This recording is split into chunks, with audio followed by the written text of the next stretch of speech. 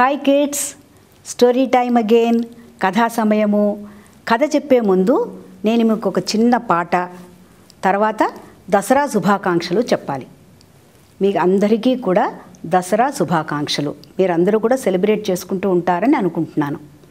మరి ఆ పాట ఏంటంటే, జయ జయ దేవి జయ జయ దేవి దుర్గాదేవి శరణం. జయ జయ దేవి జయ జయ దేవి దుర్గాదేవి శరణం.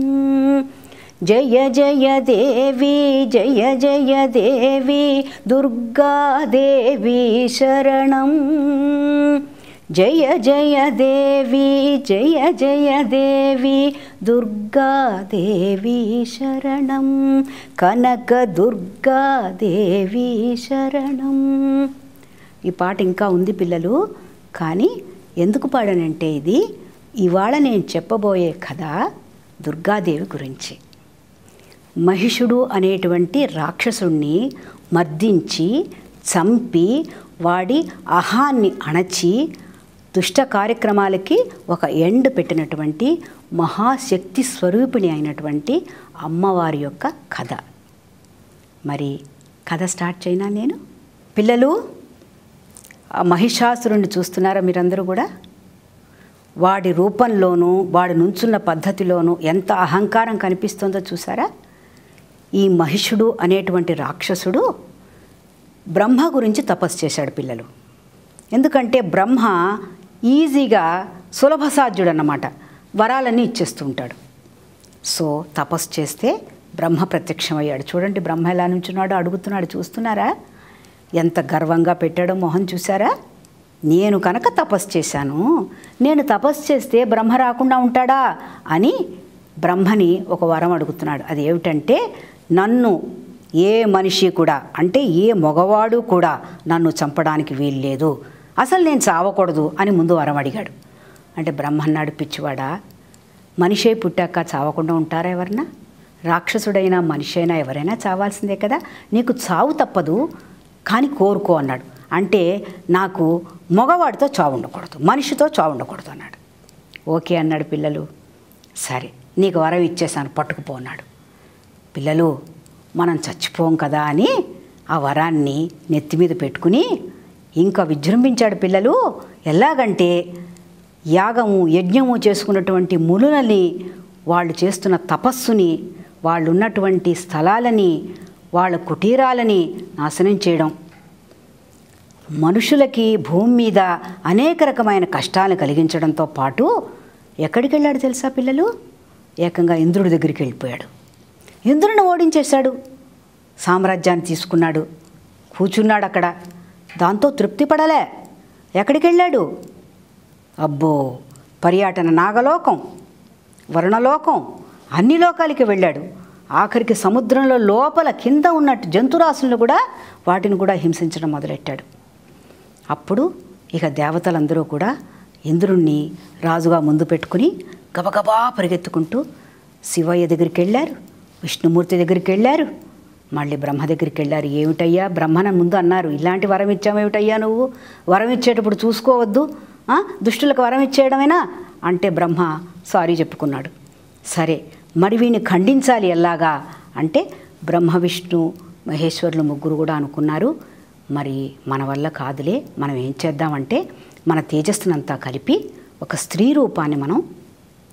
రూపంలోకి మన తేజస్సుని, శక్తిని పెట్టి ఒక అమ్మవారిగా తయారయ్యేటువంటి అమ్మలగన్న అమ్మని సృష్టిస్తే ఆ అమ్మ వచ్చి, ఆడదంటే చిన్న చూపు కదా వాడికి, ఆ అమ్మే వాడిని బాగా దండిస్తుంది అని అన్నారు పిల్లలు. అంటే అప్పుడు ఏం చేశాడు తెలుసా విష్ణుమూర్తి? తన చక్రాన్ని ఇచ్చాడు. శివుడి దగ్గర ఏముంటుంది? త్రిశూలం, అది ఇచ్చాడు. వరుణుడు, ఇంద్రుడు అందరూ వాళ్ళ ఆయుధాలను ఇచ్చేశారు. వాళ్ళలో ఉన్న శక్తి, ప్రకాశం, సూర్యభగవానుడు ఆ తేజస్సుని ఇచ్చాడు. అదంతా కలిపి కళ్ళు మూసుకుని కళ్ళు తెరిచేసరికి అద్భుతమైనటువంటి అమ్మవారు, అష్టభుజి, అన్ని ఆయుధాలు పెట్టుకుని మంచి పవర్ఫుల్గా, పెద్ద పెద్ద కళ్ళు, పెద్ద కుంకుమ బొట్టు. ఆవిడని చూస్తుంటేనే విష్ణువు, శివుడు, బ్రహ్మ కూడా ఆశ్చర్యపోయారు. అటువంటి ఓ శక్తి స్వరూపిణి అక్కడ ప్రత్యక్షమైందనమాట. మీరేం భయపడకండి, నేను ఆ మహిషుణ్ణి వధించి నేను తప్పకుండా వాడి గర్వాన్ని అణిచి సృష్టి అంతటినీ కూడా నేను కాపాడుతాను, శాంతింపచేస్తాను మిమ్మల్ని అందరినీ అని చెప్పి బయలుదేరింది. ఆవిడికి దుర్గా, చండిక అని పేరు పెట్టారు. ఆవిడ వాహనం ఏంటో తెలుసా? సింహం. సింహం ఎలాగ ఒక్కసారి జూలిలా విదిలించిందంటే, ఎంత పవర్ఫుల్ సింహం అంటే, ఒక్కసారి గాండ్రించిందంటే, ఒక్కసారి జూలు విదిలించిందంటే చుట్టుపక్కల ఉన్న సైనికులందరూ పారిపోవాల్సిందే పిల్లలు. అంత మంచి శక్తి ఉన్నటువంటి ఆ సింహాన్ని అధిరోహించి అమ్మవారు అన్ని విధమైన ఆయుధాలని తీసుకుని ఎక్కడికి వెళ్ళింది? యుద్ధరంగంలోకి ప్రవేశించింది. ఈ మహిషుడికి ఏమైనా తక్కువైన శక్తులు ఉన్నాయనుకుంటున్నారా పిల్లలు? మహిషుడికున్న శక్తులన్నింటినీ కూడా సరైన మార్గంలో వాడాడు కదా వాడు రకరకాల రూపాలు తీసుకోగలుగుతాడు. ఒకసారి వృషభ రూపం, ఒకసారి పెద్ద సింహం, ఒకసారి ఏనుగా, రకరకాల రూపాలు. ఇక్కడ ఉంటున్నాడు, ప్రత్యక్షం అవుతున్నాడు, ఇంకో చోట మాయమైపోతున్నాడు, ఇంకో చోటుకి వెళ్ళిపోతున్నాడు. ఆకాశంలో ఉంటున్నాడు, చెట్ల మీద ఉంటున్నాడు, మేఘాల మీద ఉంటున్నాడు. పిల్లలు, అమ్మవారు చూసింది, అమ్మవారు సహించింది. నానా మాటలు అన్నాడు అమ్మవారిని, ఏదేదో కోపడ్డాడు, తిట్టాడు. చెప్పింది వెళ్ళిపో, నీ క్షమాపణ కోరు అని ఎంతో మంచిగా చెప్పింది. వినలే. ఆఖరికి యుద్ధం జరిగిందనమాట. యుద్ధ భూమిలో యుద్ధం జరిగింది.